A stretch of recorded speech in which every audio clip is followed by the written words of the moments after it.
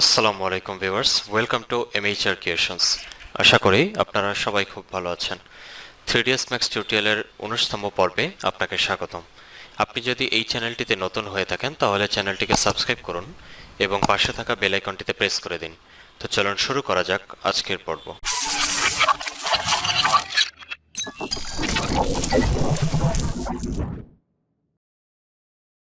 Welcome back. আজকের পর্বে আমরা 3ds ম্যাক্সের যে উইন্ডোগুলো আছে সেই উইন্ডোগুলো সম্পর্কে জানার চেষ্টা করব। তো সেজন্য আমি সর্বপ্রথম চলে যাব স্ট্যান্ডার্ড প্রিমিটিভস। স্ট্যান্ডার্ড প্রিমিটিভসের এই আইকনটিতে যদি আমি ক্লিক করি, নিচের দিকে দেখতে পারবেন উইন্ডোজ নামে একটি অপশন কিন্তু দেয়া আছে। আমরা বিগত পর্বগুলোতে ডোর সম্পর্কে জেনেছি, আজকের পর্ব থেকে আমরা উইন্ডোজ সম্পর্কে জানার চেষ্টা করব। তো আমি এখান থেকে উইন্ডোতে ক্লিক করলাম। উইন্ডোতে ক্লিক করার পরে আপনি এখানে 6টি উইন্ডো দেখতে পাচ্ছেন। তো আজকে আমরা প্রথম যে 3টি উইন্ডো আছে এই 3টি উইন্ডোর সম্পর্কে জানার চেষ্টা করব। এখানে প্রথমে রয়েছে এ উইনিং, দ্বিতীয়তে রয়েছে ফিক্সড এবং তৃতীয় যে উইন্ডোটি রয়েছে সেটি হচ্ছে প্রজেক্টেড। তো এই তিনটি কিভাবে কাজ করে এবং তিনটি কিভাবে আপনি মডিফাই করতে পারবেন সেগুলো সম্পর্কে আজকের পর্বে আমরা জানার চেষ্টা করব। তো আমি এখান থেকে সর্বপ্রথম এ উইনিংয়ে ক্লিক করলাম।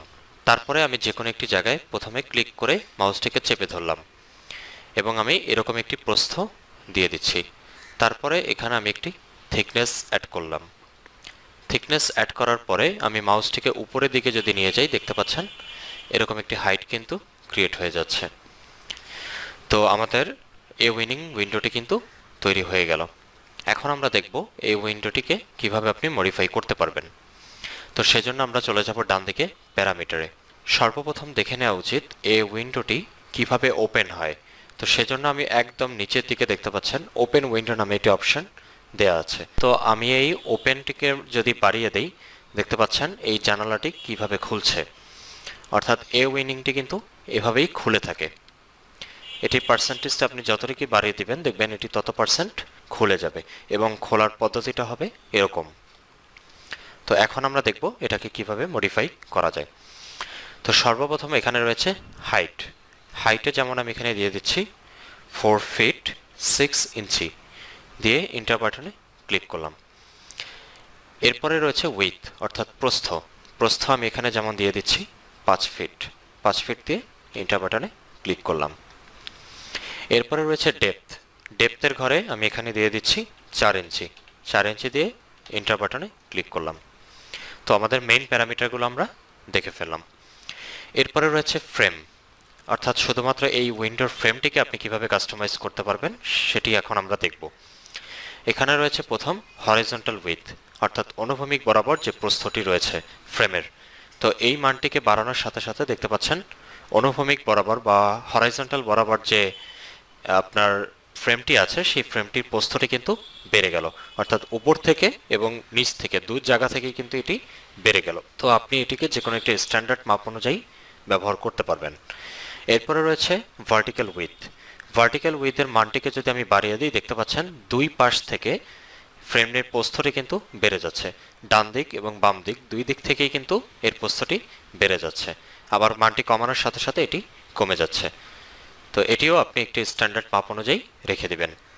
তারপরে রয়েছে থিকনেস অর্থাৎ ফ্রেমের থিকনেস। তো এই থিকনেসটিকে বাড়ানোর সাথে সাথে দেখতে পাচ্ছেন ফ্রেমের থিকনেসটা কিন্তু অনেকটা বেড়ে যাচ্ছে, আবার কমানোর সাথে সাথে এটি কমে যাচ্ছে। তো এই গেল মোটামুটি ফ্রেমের বিষয়। এরপরে এখানে রয়েছে গ্লেজিং। গ্লেজিংয়ে জাস্ট একটি অপশনই দেওয়া আছে, সেটি হচ্ছে থিকনেস। থিকনেসের মানটিকে যদি আমি বাড়াই, দেখতে পাচ্ছেন মধ্যে যে পাল্লাটি আছে অর্থাৎ জানালার মধ্যে যে পাল্লা, সেই পাল্লার থিকনেসটি কিন্তু বেড়ে যাচ্ছে, আবার কমানোর সাথে সাথে থিকনেসটি কমে যাচ্ছে। এরপরে রয়েছে রলস অ্যান্ড প্যানেলস। এই অপশনটির ভিতরে আপনি প্রথমে দেখতে পাচ্ছেন উইথ। উইথটিকে যদি আমি বাড়িয়ে দিই, দেখতে পাচ্ছেন এই যে কর্নারের দিকে যে অপশনটুকু আছে অর্থাৎ পাল্লা এবং ফ্রেমের মধ্যে যে অংশটুকু, এই অংশের প্রস্থটা অনেকটা বেড়ে যাচ্ছে। দেখতে পাচ্ছেন আমি মানটি বাড়ানোর সাথে সাথে এর প্রস্থটি বেড়ে যাচ্ছে, আবার কমানোর সাথে সাথে এটি কমে যাচ্ছে। এরপরে এখানে রয়েছে প্যানেল কাউন্ট, অর্থাৎ আমরা যখন ওপেনে ক্লিক করেছিলাম দেখতে পাচ্ছেন এখানে শুধুমাত্র একটি প্যানেল আছে, অর্থাৎ একটি প্যানেল এভাবে ওপেন হচ্ছে। কিন্তু আমরা এখান থেকে চাইলে প্যানেলের সংখ্যাটিকে বাড়াতে পারবো। তো আমি যেমন এখান থেকে দিয়ে দিচ্ছি 5। 5 দিয়ে ইন্টার বাটনে ক্লিক করলাম। এখন এখানে দেখতে পাচ্ছেন 5টি প্যানেল অ্যাড হয়ে গেছে। তো এখন যদি আমরা ওপেনের মানটিকে বাড়িয়ে দিই, দেখতে পাচ্ছেন এই জানালাটি এখন এভাবে খুলছে, অর্থাৎ প্রত্যেকটি প্যানেল আলাদাভাবে এভাবে খুলবে। তো আশা করছি বিষয়টি আপনি বুঝতে পেরেছেন। তো এই ছিল মোটামুটি এওয়েনিং উইন্ডোর কাজ। এরপরে আমরা পরবর্তীতে যেটি দেখব তা হচ্ছে ফিক্সড উইন্ডো। তো আমি এখান থেকে ফিক্সডে ক্লিক করলাম। তারপরে মাউসটিকে যে কোনো একটি জায়গায় ক্লিক করে চেপে ধরে এরকম একটি প্রস্থ দিয়ে দিচ্ছি। তারপরে এরকম একটি থিকনেস অ্যাড করে আমি উপরের দিকে একটি হাইট দিয়ে দিচ্ছি। এরপরে আমরা বরাবরের মতো চলে যাব ডান দিকে। এখানে প্যারামিটারে প্রথমে রয়েছে হাইট, হাইটটিকে আমি দিয়ে দিচ্ছি 4 ফিট 6 ইঞ্চি, লিখে এন্টার বাটনে ক্লিক করলাম।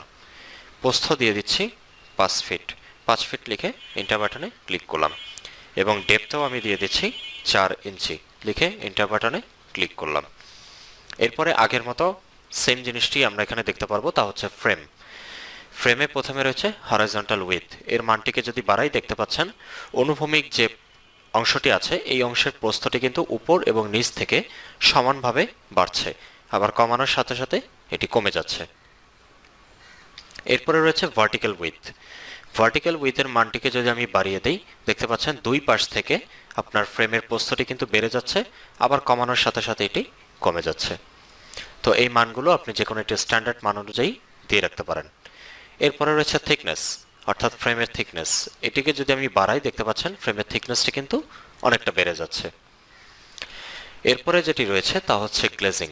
গ্লেজিং মানে হচ্ছে এর ভিতরে যে পাল্লাটি রয়েছে এই পাল্লাটির থিকনেস, অর্থাৎ এটিকে বাড়ানোর সাথে সাথে দেখতে পাচ্ছেন এর ভিতরের থিকনেসটি বেড়ে যাচ্ছে, আবার কমানোর সাথে সাথে এর থিকনেসটি কমে যাচ্ছে। এরপরে আগের মতো এখানে রয়েছে রলস অ্যান্ড প্যানেলস। এখানে প্রথমে রয়েছে উইথ, অর্থাৎ এই যে প্রস্থটি আমরা দেখতে পাচ্ছি এটিকে আপনি চাইলে নিয়ন্ত্রণ করতে পারবেন। তো এটি মানটিকে বাড়ানোর সাথে সাথে দেখতে পাচ্ছেন এর প্রস্থটি বেড়ে যাচ্ছে। এরপরে রয়েছে প্যানেল হরাইজন্টাল এবং প্যানেল ভার্টিক্যাল। এটি যেহেতু ফিক্সড উইন্ডো তাই এটি কিন্তু খুলবে না, অর্থাৎ এই জানালাটি খোলা সম্ভব না, শুধুমাত্র ফিক্সড ভাবেই এটি কিন্তু সবসময় থাকবে। তো আপনি চাইলে এখান থেকে বিভিন্ন প্যানেল অ্যাড করতে পারবেন, বাট এটিকে ওপেন করতে পারবেন না।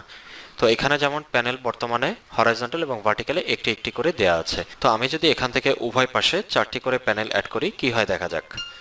তো আমি এখান থেকে 4 দিয়ে এন্টার বাটনে ক্লিক করলাম। দেখতে পাচ্ছেন উইন্ডোর মধ্যবর্তী অংশে হরাইজন্টাল এবং ভার্টিক্যাল বরাবর কিন্তু 4টি করে প্যানেল অ্যাড হয়ে গেছে।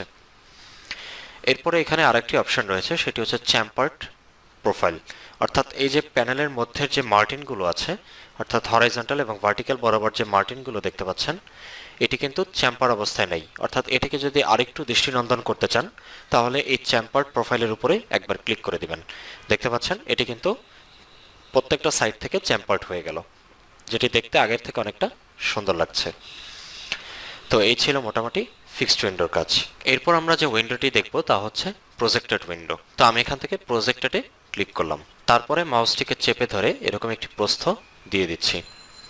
তারপরে এরকম একটি থিকনেস অ্যাড করে আমি মাউসটিকে উপরের দিকে নিয়ে যাচ্ছি। এবার আমরা চলে যাব ডান দিকে প্যারামিটারে। প্যারামিটারে রয়েছে হাইট, হাইট আমরা এখানে দিয়ে দিব 4 ফিট 6 ইঞ্চি, লিখে এন্টার বাটনে ক্লিক করলাম। তারপরে আমরা প্রস্থে দিয়ে দিব 5 ফিট, 5 ফিট লিখে এন্টারে ক্লিক করলাম। এবং আমরা থিকনেস দিয়ে দিব 4 ইঞ্চি, লিখে এন্টার বাটনে ক্লিক করলাম। এবার রয়েছে ফ্রেম, অর্থাৎ শুধুমাত্র ফ্রেমটিকে কিভাবে আপনি কাস্টমাইজেশন করতে পারবেন। তো ফ্রেমের হরাইজন্টাল উইডথের মানটিকে যদি আমি বাড়াই দেখতে পাচ্ছেন আগের মতো উপরে এবং নিচ থেকে যে অংশটুকু রয়েছে এই অংশের প্রস্থটুকু বেড়ে গেল, আবার কমানোর সাথে সাথে এটি কমে গেল। এরপরে এখানে রয়েছে ভার্টিক্যাল উইথ, এটি বাড়ানোর সাথে সাথে দেখতে পাচ্ছেন দুই পাশ থেকে যে প্রস্থটি আছে এটি বেড়ে গেল এবং কমানোর সাথে সাথে এটি কমে গেল, যেগুলো অনেকটা আগে যে উইন্ডো সম্পর্কে আমরা দেখেছি ঠিক একই রকম। এরপরে রয়েছে গ্লেজিং, অর্থাৎ থিকনেস। মধ্যের যে অংশটুকু আছে এর থিকনেসটিকে বাড়ানোর জন্য এটি ব্যবহার করা হয়। তো দেখতে পাচ্ছেন আমি মানটি বাড়ানোর সাথে সাথে শুধুমাত্র প্যানেলের যে অংশটুকু আছে তা কিন্তু বেড়ে গেল। তো এটি ছিল গ্লেজিং এর কাজ।